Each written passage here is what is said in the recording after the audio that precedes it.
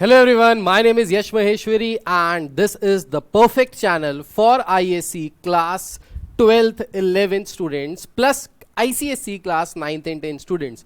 So welcome to this channel. My name is Yash Maheshwari. So in this class we will be discussing about the chapter of section C. So lot of students had problem in section C and a lot of demand was coming कि sir please 2023 के हिसाब से section C का पूरा एक playlist बना के दे दीजिए. सो मैं पूरी की पूरी प्लेलिस्ट लेके आया हूं आपके लिए सेक्शन सी के लिए for class 12th ISC mathematics. So ये 2023 के लेटेस्ट सिलेबस के हिसाब से है और आप इस वीडियो को देखें और इसकी जो शीट है, जो पूरे क्वेश्चंस हैं, ये आपको हमारे महेश्वरी क्लासेस एप्लीकेशन पे मिल जाएगा जिसका लिंक नीचे डिस्क्रिप्शन पे दिया हुआ है और आपको ये सारे क्वेश्चंस भी मिल जाएंगे. तो अच्छे से पढ़िए, मेहनत करके पढ़िए. माय ऑब्जेक्टिव है कि हर बच्चा सेक्शन सी अटेम्प्ट करे, अच्छे से पढ़े, मेहनत करके पढ़े. इसके बाद मैं सेक्शन बी के भी एक प्लेलिस्ट बनाऊंगा. सेक्शन सी के लिए 2023 के लिए the chapter that we will be starting today is application of calculus in commerce and economics ISC class 12. So section C जो आने वाला है टोटल वो 15 मार्क्स का आने वाला है, जिसमें हमारे पास 3 चैप्टर्स हैं. 3 में से one of the important chapter is application of calculus in commerce and economics. So let's start the class. So भाई सबसे पहले देखते हैं कि क्या क्या चीजें पढ़नी है हमको इस पर्टिकुलर चैप्टर में. आफ्टर स्टडिंग दिस चैप्टर आप क्या क्या चीजें समझ पाओगे. So after studying this lesson you will be able to define total cost क्या होता है, वेरिएबल कॉस्ट क्या होता है, एवरेज कॉस्ट क्या होता है, मार्जिनल कॉस्ट क्या होता है, total revenue function, marginal revenue function, average revenue function, marginal cost, average cost. When total cost is given तो कैसे आप मार्जिनल रेवेन्यू, एवरेज रेवेन्यू निकालोगे, और optimum profit, minimum total cost under given condition, cost function, revenue function and so on. So basically ISC 2023 के हिसाब से जो भी आपके सिलेबस में है वो सारी चीजें आपको यहां पे समझ में आने वाली हैं. So let's start with the chapter. So the first objective, the first topic is cost function. So let's understand the basic functions that are there in this particular chapter. So what is a cost function? So cost function होता क्या है? So cost function का मतलब हुआ the total cost C of producing and marketing X units of a product depends upon the number of units. So the function relating C and X is called the cost function and it is written as CX. So cost function का basically मतलब है एक product को बनाने में जितनी cost लग रही है उसको हम लोग कहते हैं cost function. So let's say we are producing X units of the product. हम एक प्रोडक्ट बना रहे हैं जिसके हम X यूनिट्स प्रोड्यूस कर रहे हैं. उस X यूनिट को प्रोड्यूस करने में जितना कॉस्ट लगेगा that is known as the cost function. The cost function is given by C with in bracket X. X is denoting the number of units, the number of units produced, right? So cost function जो होता है this is made up of two functions, two parts. The first part is the fixed cost, the second part is the variable cost. अब ये fixed cost और variable cost क्या होती है? So let's take an example. हम एक factory setup कर रहे हैं. उस फैक्ट्री में हम कुछ फिक्स्ड कॉस्ट लगाएंगे. जैसे हमने उस फैक्ट्री के लिए जमीन खरीदी, वो एक बार खरीदनी है, वो बार बार नहीं खरीदनी. उसकी कॉस्ट आपको एक बार देनी, बार बार नहीं देनी. हम मशीनरी सेटअप करेंगे तो जो मशीनरी सेटअप कर रहे हैं उसकी कॉस्ट आपको एक बार देनी है, बार बार नहीं देनी है, right? So these are fixed cost. ये क्या हो गए आपके? ये हो गए आपके फिक्स्ड कॉस्ट. जो आपको एक बार देना है वो बार बार चेंज नहीं होता, that remains fixed through out the life of the production. The next part is the variable cost. Now what is the variable cost? Variable cost का मतलब होता है कॉस्ट का वो वाला पार्ट जो आपको खर्च करना है ड्यूरिंग द प्रोडक्शन और जो हमेशा खर्च होता रहेगा. For example the labour cost. अब आप जब प्रोड्यूस करोगे तो आप वहां पे लेबर लगाओगे तो लेबर की सैलरी हर महीने जानी है. ऐसा नहीं है कि आपने लेबर को एक बार पैसा दे दिया तो जिंदगी भर उससे काम करा लोगे. स्लेवरी नहीं हो रही है, लेबर की बात हो रही है.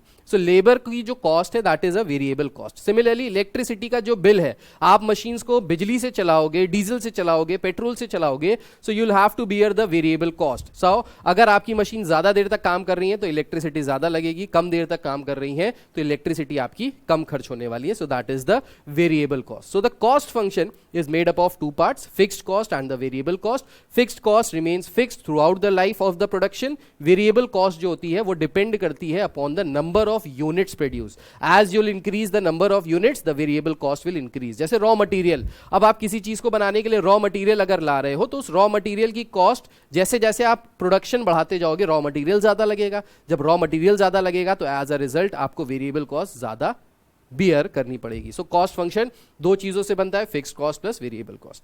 सो ये फिक्स्ड कॉस्ट भी बता दिया मैंने आपको, वेरिएबल कॉस्ट भी बता दिया. Let's come to the next point, demand function. Know what is a demand function? तो जैसा कि नाम से पता चल रहा है डिमांड. अब देखो साइंस वाले बच्चों को यहाँ बहुत प्रॉब्लम आती है क्योंकि ये सारी चीजें आपने 11th 12th में नहीं पढ़ी. कॉमर्स वालों के लिए ये थोड़ा सा इजी होता है, पर साइंस वाले भाई हर जगह आग लगा सकते हैं, ये बात तो निश्चित है. तो अगर आप साइंस लेके कॉमर्स भी पढ़ लेते हैं, बहुत सारे साइंस वाले बच्चे, मैक्सिमम सीए जो होते हैं वो साइंस वाले ही स्ट्रीम से होते हैं, मैक्सिमम एमबीए जो करते हैं वो साइंस वाली स्ट्रीम से करते हैं. तो साइंस वाले बच्चे आग लगा सकते हैं, इसलिए आपको हिम्मत रखनी है, भाई आपका आपके साथ है, बाकी कोई टेंशन वाली बात नहीं. Demand function. डिमांड फंक्शन क्या होता है? सो भाई डिमांड फंक्शन एक ऐसी इक्वेशन होती है जो रिलेट करती है price per unit and the quantity demanded at that price. इसको कहते हैं demand function.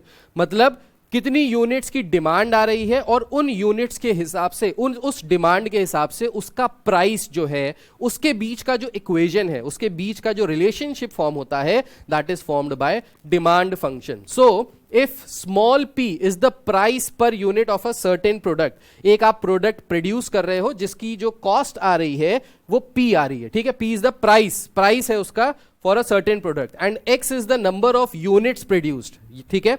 Then we can write the demand function as, demand function को हम लोग कैसे लिख सकते हैं? हम लोग लिख सकते हैं x is equals to function of p. Now x क्या है? x is the number of units demanded and p क्या है? प्राइस. तो डिमांड और प्राइस के बीच का जो रिलेशनशिप है, डिमांड और प्राइस के बीच की जो इक्वेशन आ रही है, that is known as the demand function.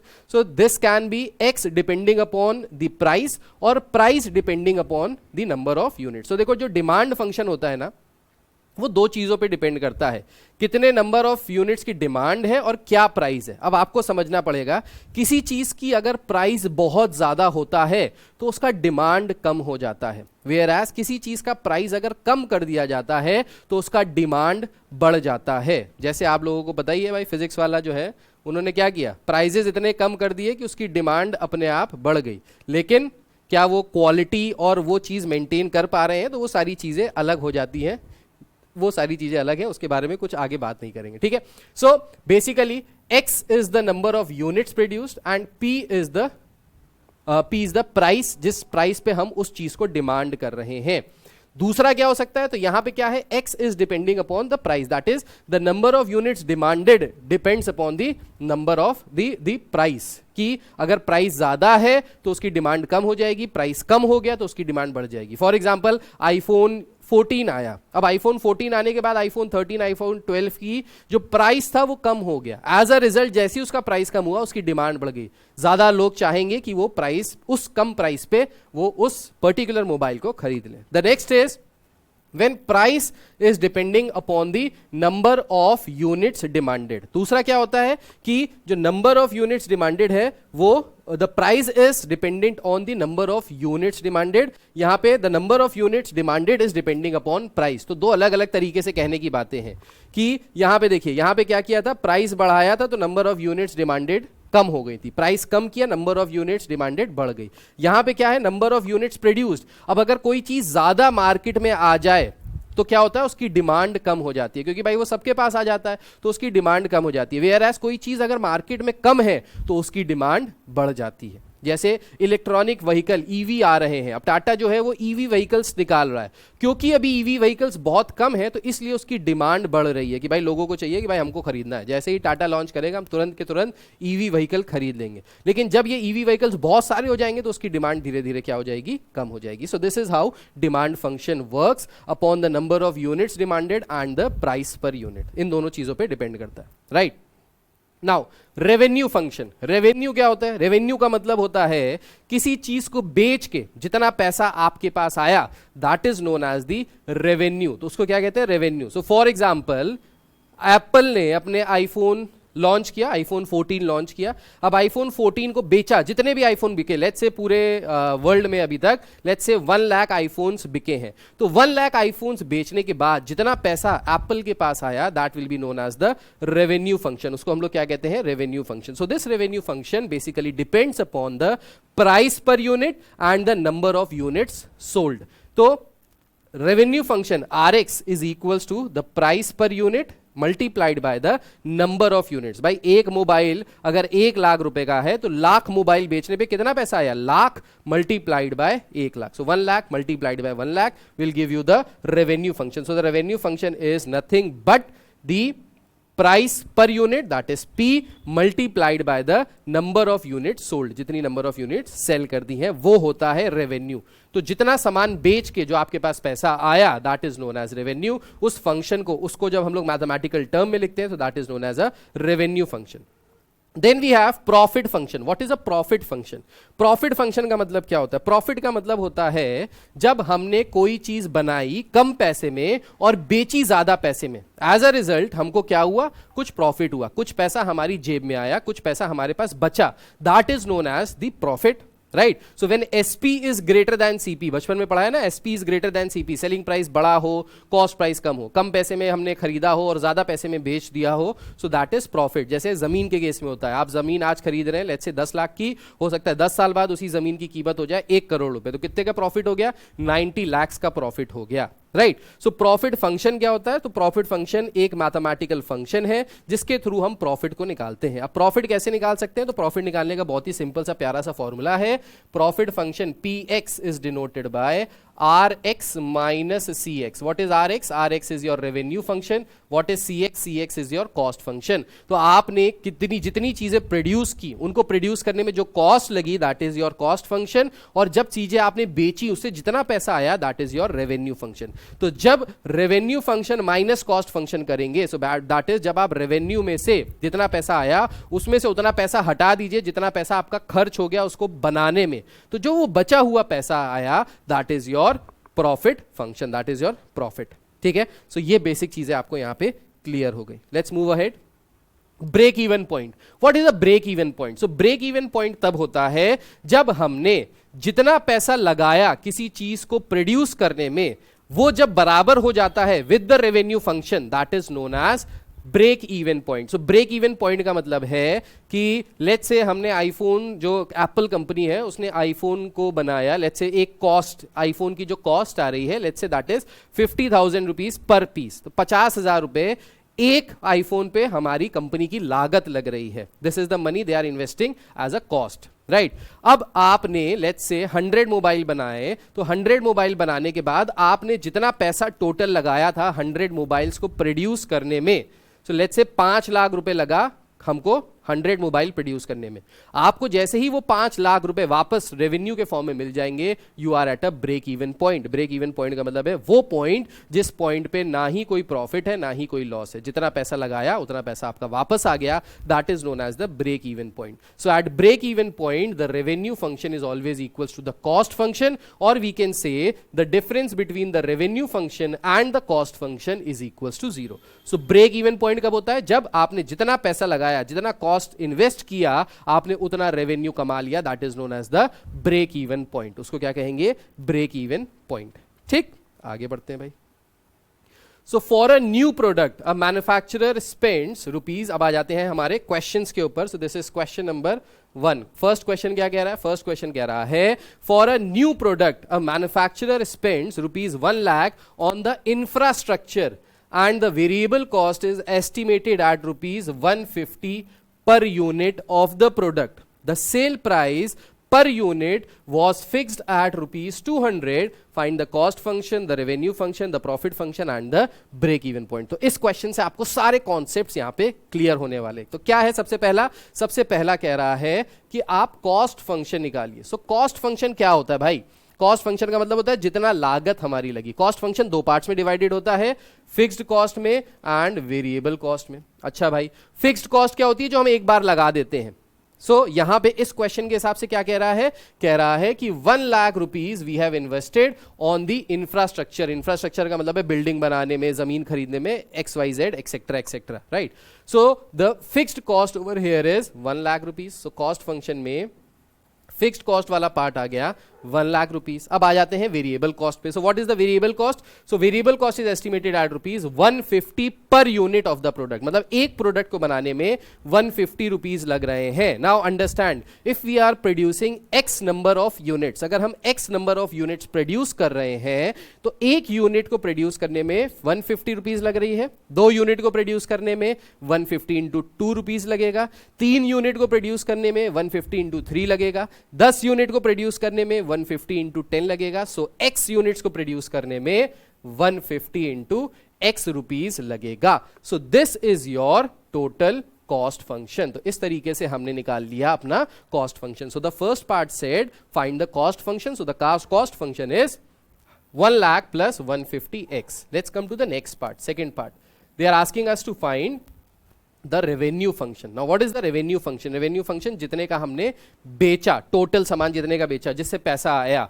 So the sale price per unit was fixed at rupees 200. So 200 का टोटल सामान नहीं बेचा, 200 पर पीस बेचा. तो अगर एक पीस बेचा होता तो हमको 200 रुपीज मिलते. 2 पीस बेचते तो 2 इंटू 200 रुपीज मिलते. 3 पीस बेचते तो 3 इंटू 200 रुपीज बेचते. 10 पीस बेचते तो 10 इंटू 200 करते. तो x पीस अगर हमने बेचे हैं, भाई जितने हमने प्रोडक्ट बनाए हैं, हमने x यूनिट्स प्रोड्यूस किए तो हम x यूनिट्स बेचेंगे, राइट. सो हमारा टोटल रेवेन्यू फंक्शन कितना हो जाएगा? ये हो जाएगा 200x. So this is the revenue function. Let's come to the third part. The third part says find the profit function. Now what is profit function? Profit function is nothing but the difference between revenue function and the cost function. So profit function हो गया revenue function minus the cost function. Now what is the revenue function? Revenue function is 1 lakh plus 150x minus 200x. So the profit function will be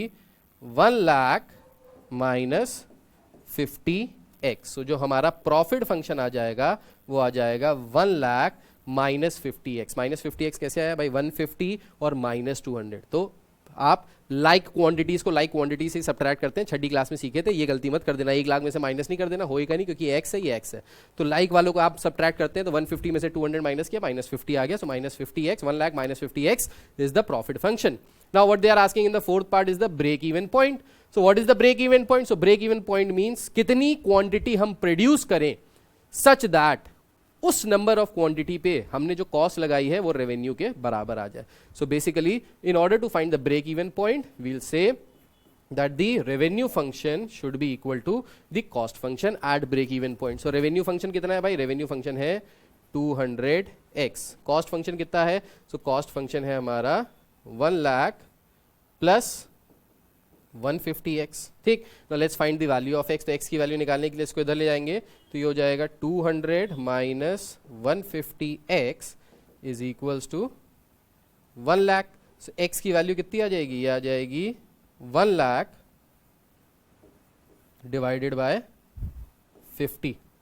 ठीक. 1 lakh divided by 50. एक zero ज्यादा हो गया. 1 lakh divided by 50. तो एक zero से एक zero cancel हो जाएगा. 5 से कैंसिल करेंगे तो आ जाएगा 2 1 2 3. So that is 2000 units.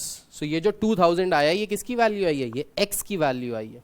So x की वैल्यू 2000 आई है. इसका मतलब है कि जब हम 2000 यूनिट्स प्रोड्यूस करेंगे then we'll be at a break even point when the cost function will be equal to the revenue function. तो इस पर्टिकुलर पॉइंट पे कॉस्ट फंक्शन रेवेन्यू फंक्शन के इक्वल आ जाएगा. ठीक. Let's move to the next part. Next question पे आते हैं. Question number 2. क्वेश्चन नंबर 2 में क्या रहा है? A company produced a product with rupees 18,000 as fixed cost. The variable cost is estimated to be 30% of the total revenue when it is sold at a rate of rupees 20 per unit. Find the total revenue, total cost and profit function. तो क्या क्या निकालना है भाई? हमको निकालना है cost function, हमको निकालना है revenue function, है ना, और हमको निकालना है profit function. ठीक है. हमको revenue, cost और प्रॉफिट फंक्शन निकालना है, ये हमको निकालना है। अच्छा, कॉस्ट फंक्शन किन दो पार्ट से मिलके बना होता है भाई? So cost function is made up of fixed cost and variable cost. Now what is the fixed cost over here? The fixed cost is 18,000 rupees. Okay, so sir 18,000 rupees हमने fixed cost में डाल दिए। Variable cost की अगर बात करें तो क्या दिया है भाई? वेरिएबल कॉस्ट के टर्म्स में थोड़ा सा घुमा दिया है, कह रहा है the variable cost is estimated to be 30% of the total revenue when it is sold at a rate of 20 per unit. तो देखो, अगर रेवेन्यू फंक्शन यहां से निकाले तो रेवेन्यू फंक्शन क्या आ जाएगा भाई? बहुत आसान है। रेवेन्यू फंक्शन अगर 20 रुपीज एक आइटम को बेचने पे हम लोग कमा रहे हैं, रेवेन्यू आ रहा है, सो एक्स यूनिट्स को बेचने पे हमको टोटल रेवेन्यू कितना आएगा? सो टोटल रेवेन्यू आ जाएगा 20x। ये तो क्लियर है। अब कह रहा है जो वेरिएबल कॉस्ट है वो 30% है रेवेन्यू के, सो 30% ऑफ 20x। तो यहां से हम लोग ने क्या निकाल लिया? यहां से आप निकाल सकते हैं 30% मीन 30/100 इंटू 20x। तो ये वाला जो पार्ट है, this part will give you the variable cost and this part is your fixed cost. तो यहां से अगर इसको सॉल्व करें तो 0 0 0 0 कैंसिल हो गया यहां से, सो ये हो जाएगा 3 2 6x। तो हमारा जो कॉस्ट फंक्शन आ गया that is 18,000 plus 6x। So this is the total cost function. Now let's find the profit function. तो प्रॉफिट फंक्शन किसके बराबर होता है सर? प्रॉफिट फंक्शन होता है revenue function minus cost function. Revenue function कितना हो गया भाई? रेवेन्यू फंक्शन हो गया 20x minus the cost function, so that is minus 18,000 plus 6x which will be equal to minus 18,000 plus 14x. So this is your profit function. तो ये आ जाएगा आपका क्या? ये आ जाएगा प्रॉफिट फंक्शन। तो 20 में से 6 गया, 14 आ गया, राइट, और minus 18,000। So this is your final profit function. ठीक है भाई, ये हो गया हमारा सेकेंड क्वेश्चन, राइट। आ जाते हैं नेक्स्ट क्वेश्चन पे, क्वेश्चन नंबर 3। क्वेश्चन नंबर 3 में क्या कह रहा है? क्वेश्चन नंबर 3 में कह रहा है a manufacturing company finds that the daily cost of producing x items of a product is given by cx is equals to this. So cost function is already given where 7,000 is the fixed cost, 210x is the variable cost. अब sir आपने ये कैसे पहचान लिया कि fixed cost कौन सी है और वेरिएबल कॉस्ट कौन सी है? तो बेटा बहुत आसान है, जिसके आगे x लगा होगा that will be the variable cost, जिसके आगे कुछ नहीं लगा होगा, जो कांस्टेंट के फॉर्म में होगा, नंबर्स के फॉर्म में होगा, that will be a fixed cost. So 7000 is the fixed cost, 210x is the variable cost. Now if each item is sold for rupees 350, find the minimum number that must be produced and sold daily to ensure no loss. To ensure no loss, कोई भी loss ना हो, मतलब profit की भी ना हो, loss ना हो, प्रॉफिट भी ना हो, तो ब्रेक इवन पॉइंट की बात कर रहा है. सो फर्स्ट पार्ट में we have to find the break even point. अब ब्रेक इवन पॉइंट निकालने के लिए हमको दो चीजें पता होनी चाहिए, cost function and revenue function. तो कॉस्ट फंक्शन तो हमको ऑलरेडी गिवन है क्वेश्चन में, which is equals to 7000 plus 210x. Now let's calculate the revenue function. So the revenue function as per the question is 350 का हम cell कर रहे हैं एक आइटम. तो एक आइटम अगर 350 का सेल कर रहे हैं तो x आइटम्स को सेल करने में कितने पैसे मिल लगेंगे? 350x. सो ब्रेक इवन पॉइंट पे हमको क्या पता है, क्या होता है? cx जो होता है वो rx के बराबर होता है. That means the cost function is equal to the revenue function. So यहां से अगर हम इसको इक्वेट करें, so 7000 plus 210x is equals to 350x. तो यहां से 7000 विल बी इक्वल टू 350 में से 210 माइनस कीजिए तो यह आ जाएगा 140x. तो x will be equal to 7000 divided by 140. 0 से कैंसिल किया, 7 से कैंसिल किया 100 टाइम्स, 7 से 2 times, so this is 50. So that means जब हम 50 यूनिट्स डेली प्रोड्यूस करके उसको सेल करेंगे, we'll be at a break even point where will have no loss. जहां पे हमको कोई लॉस नहीं होगा, कोई प्रॉफिट भी नहीं होगा, कोई लॉस भी नहीं होगा. ठीक है, this was part 1. Let's come to the part 2. Part 2 में क्या कह रहा है? If the selling price is increased by ₹35 per piece. तो पहले जो सेलिंग प्राइस थी, अब की जो सेलिंग प्राइस है, इसमें अगर 35 रुपए बढ़ा दिए जाए, मतलब पहले कितने में बिक रहा था? 350 में एक आइटम बिक रहा था. नाउ दे आर आस्किंग कि अगर इसमें 35 रुपीज हम और बढ़ा दें, हम जितने में बेच रहे थे उसमें 35 रुपए और एक्स्ट्रा करके ऐड कर दें, then what would be the break even point. तब ब्रेक इवन पॉइंट क्या होगा? तो सेकंड पार्ट के लिए देखिए क्या करेंगे. सो आई होप आपने इसको नोट डाउन कर लिया होगा, पॉज करके कर लीजिएगा. सेकंड पार्ट पे मैं आपको यहां पे दिखाता हूं. सो कॉस्ट फंक्शन तो देखिए यहां पे सेम रहेगा. सेकेंड पार्ट में क्या चेंज होगा? सेकेंड पार्ट में चेंज होगा द रेवेन्यू फंक्शन. तो रेवेन्यू फंक्शन की अगर हम लोग बात करें सेकेंड पार्ट के, तो सेकेंड पार्ट पे जो रेवेन्यू फंक्शन है वो किसके बराबर है? सेकेंड पार्ट पे जो रेवेन्यू फंक्शन है, दिस विल बी 350 प्लस 35. तो कितना हो जाएगा?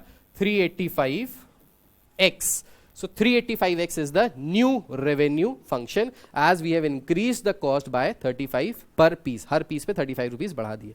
अब इसके हिसाब से ब्रेक इवन पॉइंट कैसे आएगा? तो सर ब्रेक इवन पॉइंट आएगा जब हमारा कॉस्ट फंक्शन रेवेन्यू फंक्शन के इक्वल हो जाएगा तो हमारा ब्रेक इवन पॉइंट आ जाएगा. सो यहाँ से अगर इसको सॉल्व करें तो 7000 में से माइनस करेंगे तो ये आ जाएगा 5, 8 - 1 7, 175x. So x की वैल्यू कितनी आ जाएगी? This is 7000 divided bye 175. ठीक, तो 5 से कैंसिल किया, 5 3 टाइम्स एंड 5 5 टाइम्स इज 25. ठीक है, फिर 5 से कैंसिल किया, सो 5 1 टाइम्स, 5 4 20 00. फिर 7 से कैंसिल किया, 7 5 टाइम्स, 7 200 टाइम्स, 5 से कैंसिल किया, so 5 40 times is 200. So second part का the answer will be 40 unit. So that means जब हम 40 यूनिट्स डेली प्रोड्यूस करके बेचेंगे at a rate of 385 per item, then in that case we have to sell how many items? 40 items. ठीक है भाई, तो इस क्लास के लिए फर्स्ट वाला पार्ट हमारा हो गया है.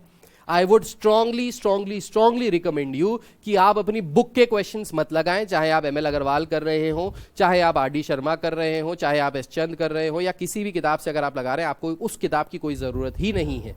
ये जो शीट्स हैं, ये जो क्वेश्चंस हैं जो मैं आपको यहां पे करा रहा हूं, यही क्वेश्चंस मोर देन इनफ है. If you will practice all of these questions, in questions में मैंने डू इट योर सेल्फ वाले भी दिए. देखिए ये है DIY बोले तो do it your self. So these questions, in questions को जो मैंने 3 आपको क्वेश्चंस कराए, इन्हीं 3 क्वेश्चंस के बेसिस पे ये सारे क्वेश्चंस आप आराम से कर ले जाओगे, मक्खन मलाई की तरीके से कर ले जाओगे. ठीक है, तो ये पूरी की पूरी जो मेरी शीट है ये मैं आपको देता हूं अपनी एप्लीकेशन पे. The name is Maheshwari classes application, जिसको आप डाउनलोड कर सकते हैं प्ले स्टोर पे जाके, इवन iOS स्टोर से जाके भी डाउनलोड कर सकते हैं. लिंक नीचे इसका डिस्क्रिप्शन में दिया हुआ है. राइट, सो आप इसको डाउनलोड कर लीजिए और इन क्वेश्चंस को लगा लीजिए. आप मास्टर हो जाएंगे इस पूरे टॉपिक के, cost function, revenue function, break even point, profit function and all that. Right, so मिलते हैं नेक्स्ट क्लास में. Till then God bless you, take care. अच्छा लगा तो नीचे कमेंट जरूर कीजिएगा, लाइक कीजिएगा, सब्सक्राइब कीजिएगा और अपने दोस्तों को भी शेयर कीजिएगा, उसमें शर्माइएगा नहीं.